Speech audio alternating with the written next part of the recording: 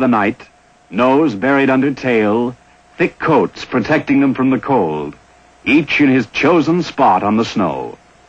Iglumioko, says Akiutok, it is warm.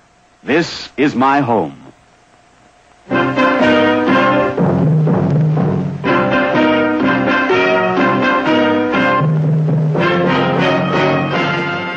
I find it very informative to watch the Inuit building igloos. The only way to learn.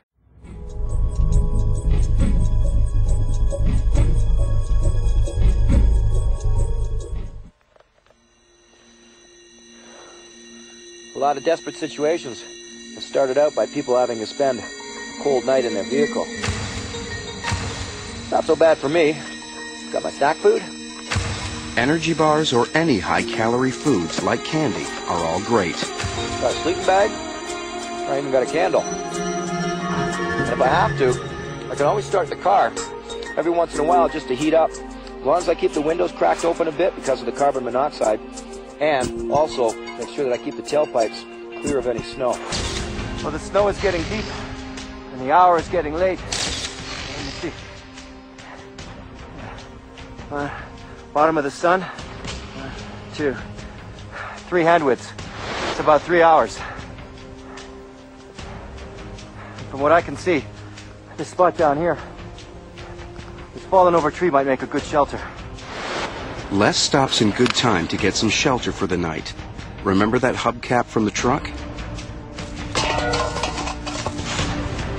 A key element of survival is staying calm and keeping focused on basic essentials.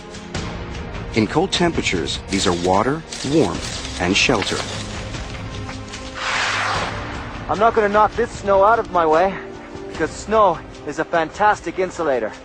If you can use it to your advantage, then do so. It blocks out the wind and keeps in the heat. Without an axe, look for dead wood. It's easier to break. Les has a neat way to snap logs to size. Driving the branches into firm snow gives a quick and easy lean-to to keep the wind off. Another essential is kindling for a fire. These branches are dead like this because the beetles are beginning to attack the tree. Bad for the tree, but good for fire starter. The ability to make fire is everything when it comes to surviving the cold. Les has some cotton wool and petroleum jelly. The cotton acts as a wick and the petroleum jelly as a fuel to make a great fire starter. The cotton soaks up the petroleum jelly and burns just like a candle. You know what the biggest problem that people have when it comes to getting a fire going? Simple preparation. They want the fire too quickly. They get a little tiny flame and then they throw on it some big hunk of wood. It's not going to do. You've got to break it down to tiny, tiny elements. Start slow. I want a small fire that I can put inside the shelter and have the heat in there with me. The hubcap makes a nice fire base, doesn't it? I'm not sure what may be coming in the near future, but I'm preparing for all theoretical events because our reality is so distorted. It is impossible to conclude or rule out any scenario, and I don't want to be caught off guard. Some basic survival skills are lessons that should be taught in grade school. However, we know school is not meant for learning. These are other problems that we will have to face together. Right now, the focus is on survival.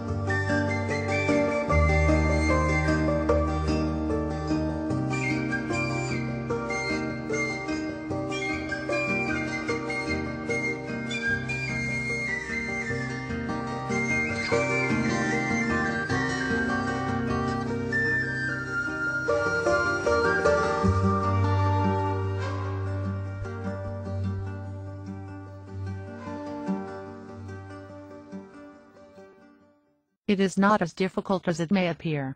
If people would come together, we could accomplish so much, and without the government. Without corporations. Freedom and cooperation. This is the ideal goal. It is up to individuals themselves to create their reality. All I ask is that you consider a world without our current system. This system is in the process of complete collapse, and the governments of the world are having a difficult time figuring out how to hold on to power. They care of nothing else. We must care for ourselves.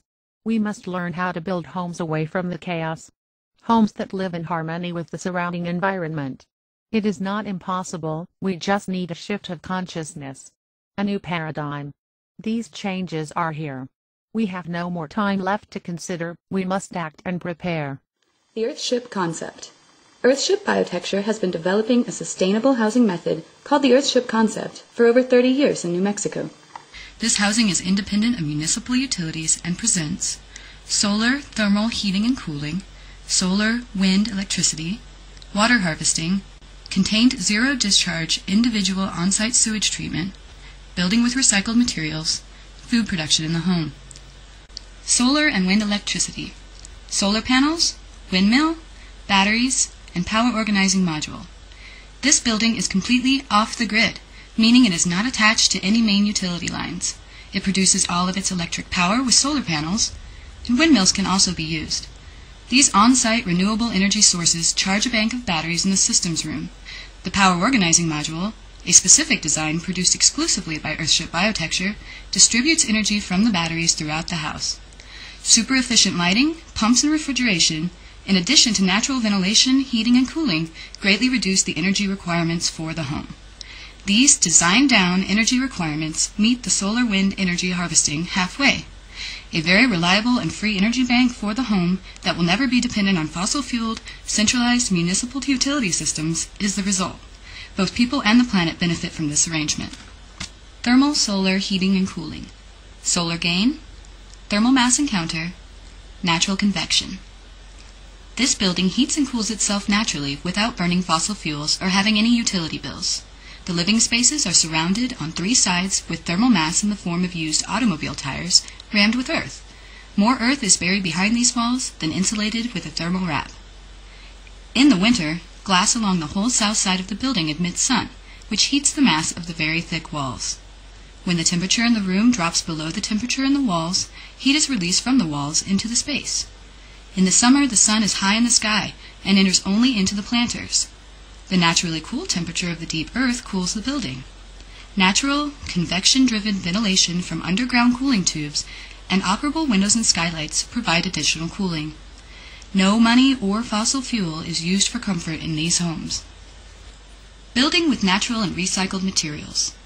Used automobile tires, plastic and glass bottles, aluminum and steel cans, natural mud and straw plaster, reclaimed wood, scrap metal.